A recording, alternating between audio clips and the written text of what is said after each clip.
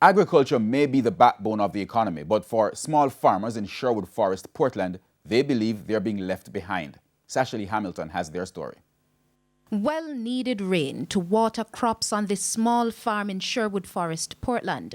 But the farmers fear they may not experience a lot of rainy days in the near future, which is bad news as they are just starting to recover from a long stretch of drought.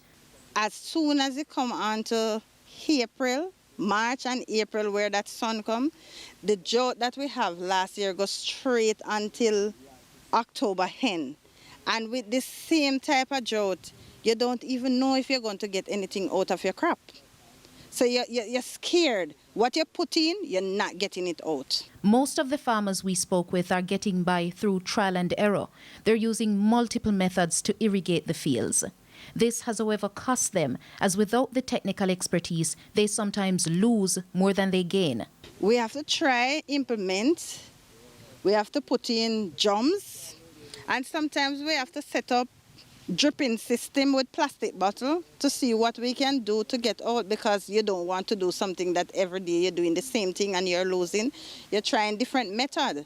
They agree rainwater harvesting is the solution for the dry months ahead, but resources to purchase storage are scarce. On our farms, we have like drums, even old fridge and all that to catch water to pierce.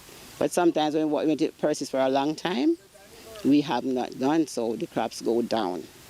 Because for once, I do onions.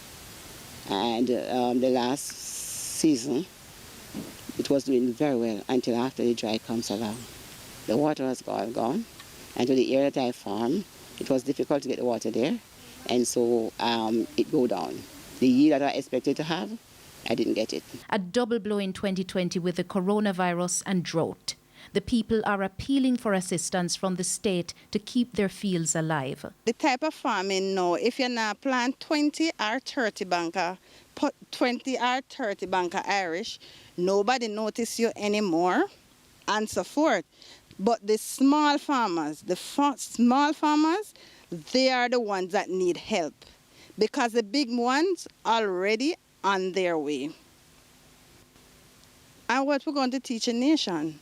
People are running out of farming more than anything else, because even if you have the money, you can't get anybody to work. They're in the process of forming a farmers group to strengthen their calls for help. If we can get the farmers together and get the technical people to come up here and offer the assistance that is required, these people can go a far way.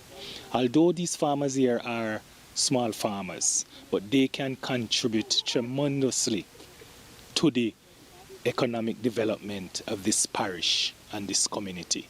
Sashali Hamilton, TVJ News.